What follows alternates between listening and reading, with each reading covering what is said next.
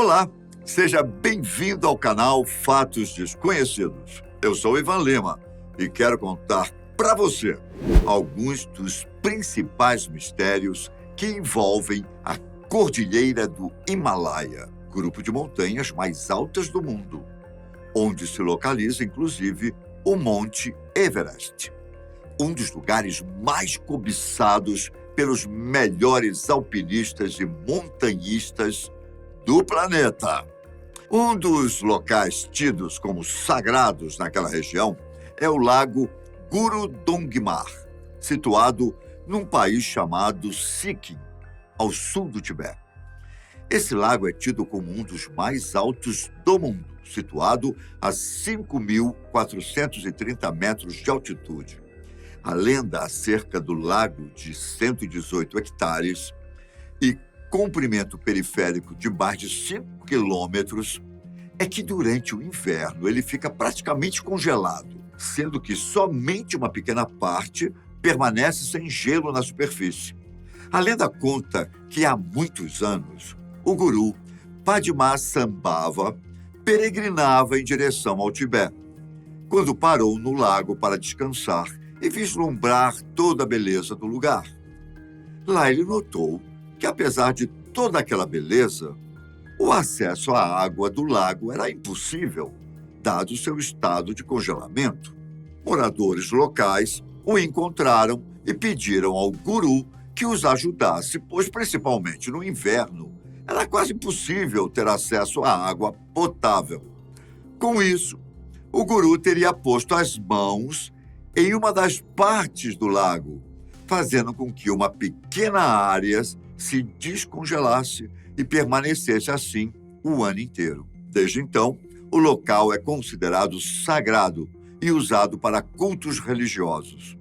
Os devotos costumam pegar a água sagrada em pequenos recipientes quando vão até lá. As visitas livres só podem ser feitas por nativos indianos, enquanto os estrangeiros só chegam no lago com autorização do governo, o que não é fácil de conseguir, viu? Siddhashram, ou Gyanganj, é reverenciado como um local místico onde vivem yogis, sadhus e sábios, de acordo com as tradições indianas. Para os tibetanos, trata-se da mística Shambhala, e mesmo que receba diferentes denominações, dependendo da cultura, é descrito como um lugar divino na jornada espiritual. Para chegar a Siddhashram, é necessário, primeiro, atingir um estado de consciência transcendental. De acordo com os hindus e budistas tradicionais, é preciso obter um poder divino por meio de trabalhos árduos de sadhana, que é uma prática espiritual adquirida por poucos que praticam a meditação. Siddhashram não pode ser visto somente como um local espiritual, apesar de só poder ser alcançado dessa forma.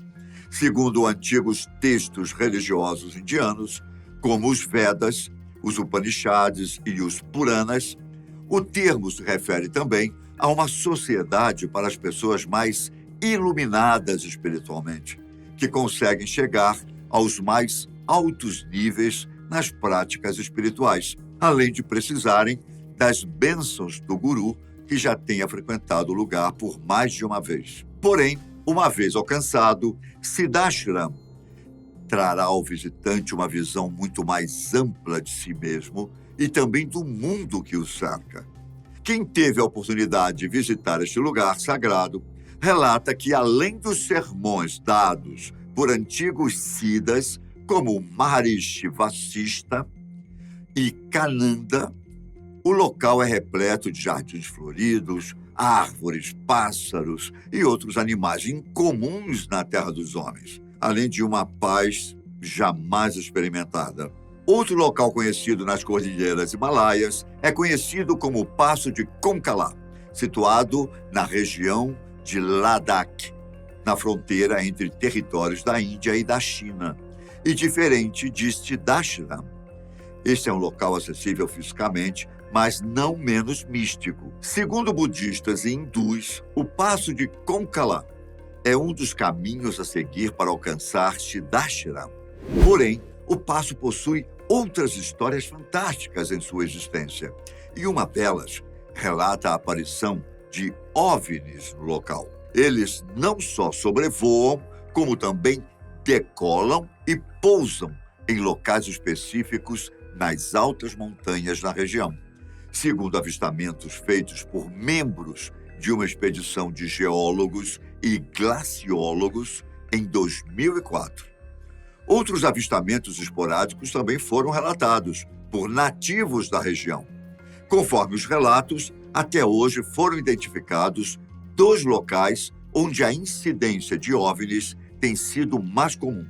Um deles fica em Sela das Neves e o outro no lago Aksai-Chin. Tais avistamentos, naquela parte da cordilheira, são considerados um dos grandes mistérios da modernidade. Há muitos anos, já se fala na existência de criaturas vivendo entre as montanhas geladas do Himalaia. Mas foi no ano de 1951, uma expedição coordenada pelo montanhista Eric Shipton, no Monte Everest, que o Dr. Michael Ward registrou imagens estarrecedoras. Enquanto caminhava próximo ao seu acampamento, o médico se deparou com pegadas de 30 centímetros de comprimento e 12 de largura, que não poderiam ser de um homem, de um urso ou de um iaque.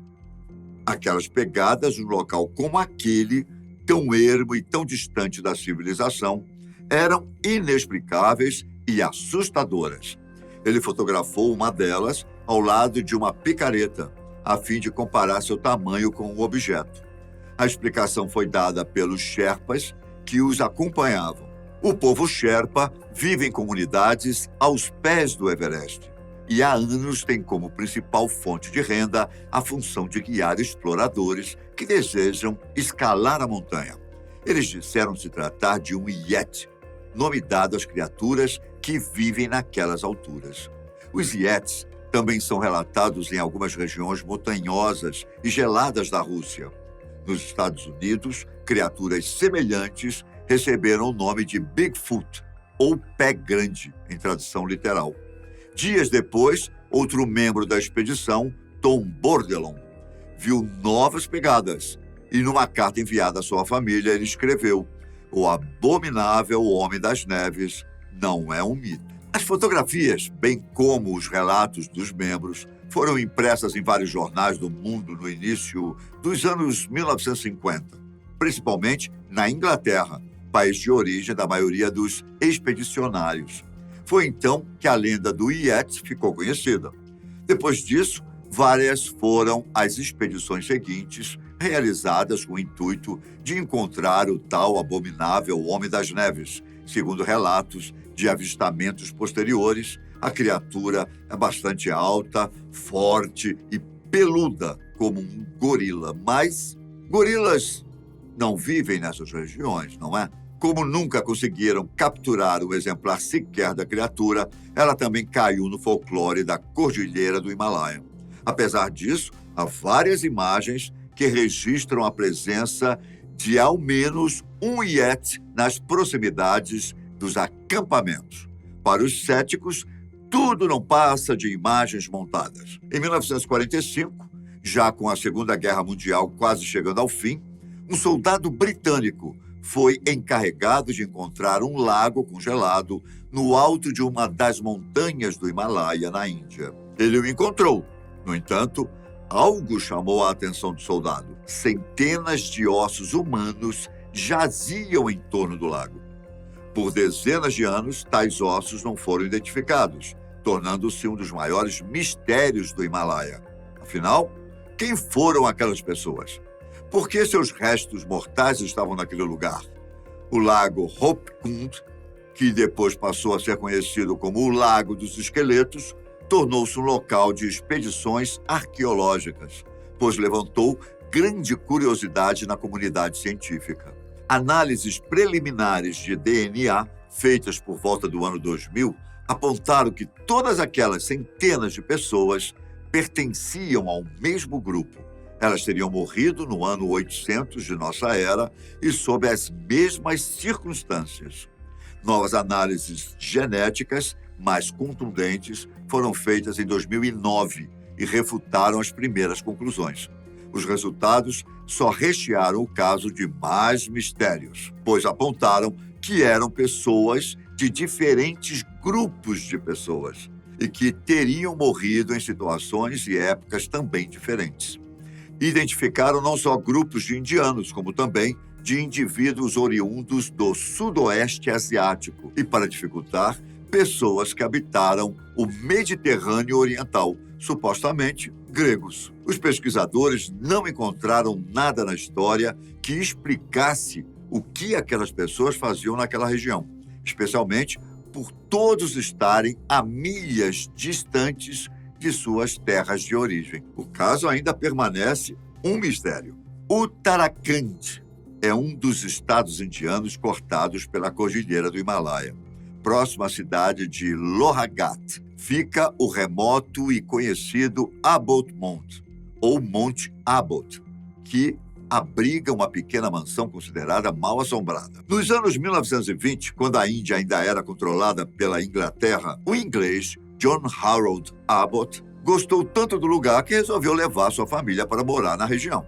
Foi quando construiu uma enorme casa para eles. Depois de um tempo, a família se mudou e doou a propriedade a um grupo de médicos que queria fundar ali um hospital.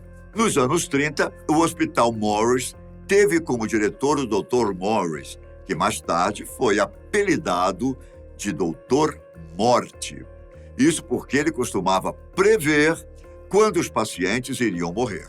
E, de fato, eles morriam exatamente na data e na hora que ele falava. No início, o hospital atendia as pessoas gratuitamente.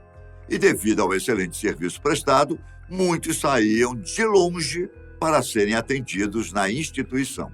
Contudo, o Dr. Morris era conhecido por fazer experiências com pacientes em estado terminal e, sob seus cuidados, muitos deles morreram.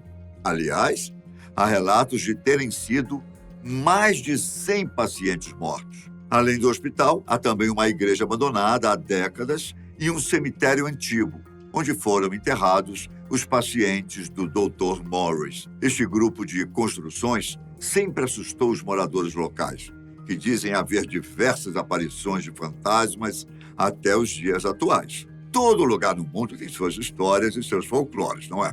Alguns com certo grau de confiabilidade, outros nem tanto. Mesmo assim, historiadores, pesquisadores e cientistas não se cansam de tentar descobrir a verdade, que pode jamais ser realmente encontrada. Deixe nos comentários o que você achou dessa história do Himalaia. Curta o canal e volte sempre. Um grande abraço, fiquem com Deus.